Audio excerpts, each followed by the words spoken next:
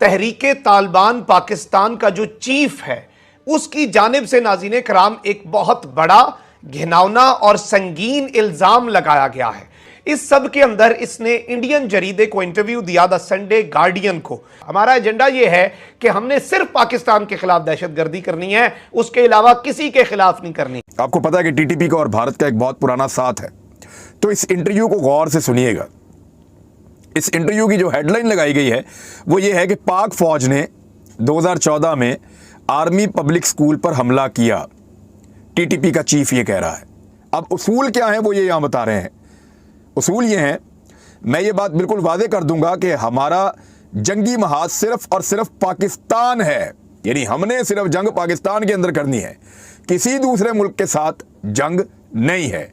यानी हमारा जो जंग है वो पाकिस्तान के खिलाफ है, एक मुसलमान मुल्क के खिलाफ है। जो इंडिया में मुसलमानों के साथ हो रहा है या जो कश्मीर में मुसलमानों के साथ हो रहा है उसके साथ हमारा कोई ताल्लुक नहीं है।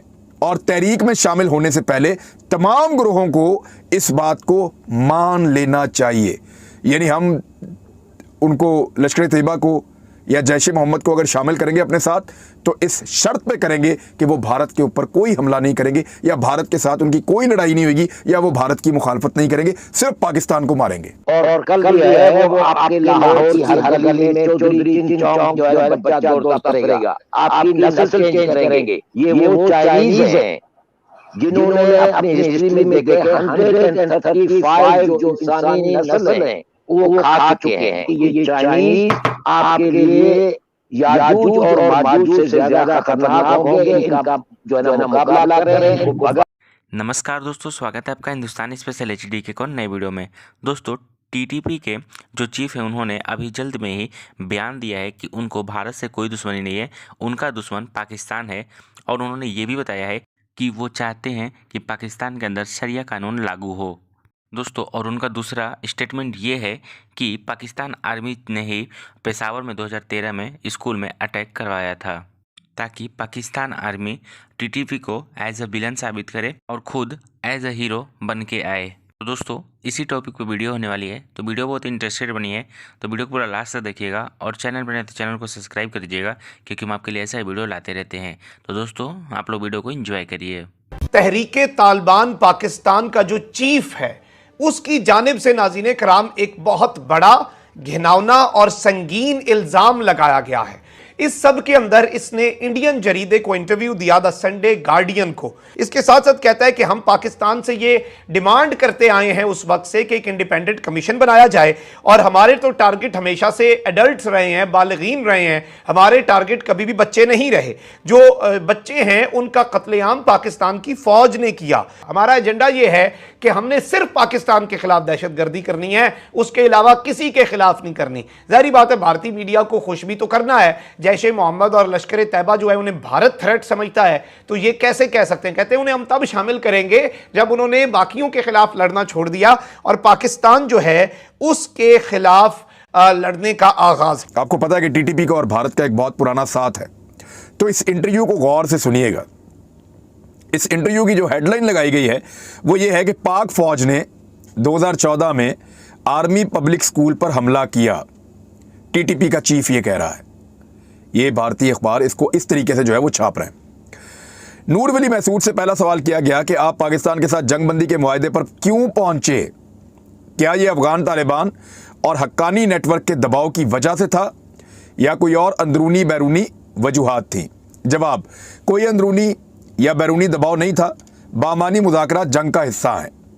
यानी पहला ही उन्होंने एतराज़ किया कि क्यों पाकिस्तान के साथ मुज़ाकरात करते हैं, जाइए आपको तो लड़ने की ड्यूटी लगाई है।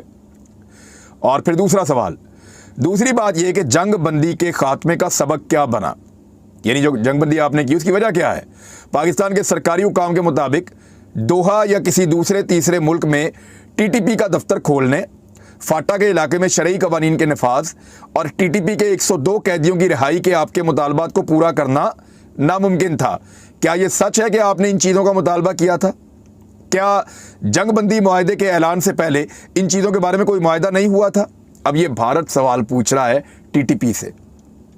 जवाब उनका यह आया कि जंगबंदी खत्म करने का फैसला पाकिस्तान की जानिब से इन मुआहिदों को अदम तामील की वजह से किया गया, जिन पर टीटीपी का दफ्तर खोलने और कैदियों की रिहाई समेत जंगबंदी से पहले के मुज़ाकरात के दौरान इत्तफाक कर लिया गया था। ताहम पाकिस्तान ने अपने वादों और मुआहिदों को तोड़ा है, ये तहरीक तालिबान पाकिस्तान कह रहे हैं। दूसरा, पाकिस्तान का ये कहना है कि टीटीपी मुआहिदे तोड़ती है और हमले करती है, जो इन्वेस्टर्स हैं उनके ऊपर भी, जो बाहर से इंजीनियर आते हैं उनके ऊपर भी और पाकिस्तानियों पे भी। तो ये इल्ज़ाम पाकिस्तान की फ़ौज की जानिब से या इदारों की जानिब से भी लगाया जाता है। सवाल, क्या जंगबंदी पर बहस पाकिस्तानी सिविलियन हुकूमत के नुमाइंदों ने की थी या ये पाक फ़ौज और ISI ने की थी? जवाब, पाक फ़ौज ने की थी। सवाल, आप टीटीपी के अफगान तालिबान और हक्कानी नेटवर्क के साथ मौजूदा ताल्लुकात को किस तरह बयान करेंगे, ख़ास तौर पर मौजूदा हालात में जब अफगान तालिबान को पाकिस्तानी फ़ौज के अहम इत्तहादी के तौर पर देखा जा रहा है? यानी वो ये कह रहे हैं, उकसा रहे हैं कि पाकिस्तानी फ़ौज के तो अफगान तालिबान के साथ बड़े अच्छे ताल्लुकात हैं, तो फिर आपके हक्कानी नेटवर्क और तालिबान के साथ कैसे ताल्लुकात हैं जो अफगान तालिबान है?